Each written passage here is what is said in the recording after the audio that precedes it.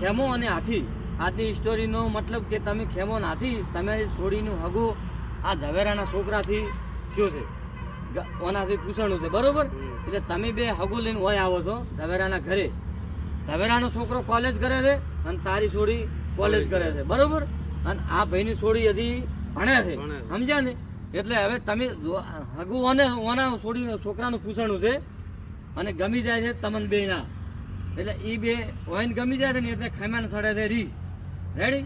એટલે તમારે હવે ખેમો તમે બે લડો છો. કેવી રીતે ખેમો તને કહે છે કે તો ભત્રીજીની તું હગઈ બગાડે છે, આખી જિંદગી બગાડ, તારે જ ભણે છે, ગમે તારે મળી જાય છે, બરોબર ને? એ પ્રમાણે તમારે રિએક્શન કરવાનું છે. ઓરિજિનલ કેવું રિએક્શન થાય એવું, સમજ્યા?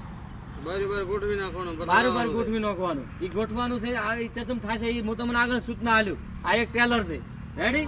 અને ભાઈઓ જુઓ, આ સ્ટોરી આવે છે કાલે સવારે 7 વાગે, એટલે જોવાનું ભૂલતા નહીં.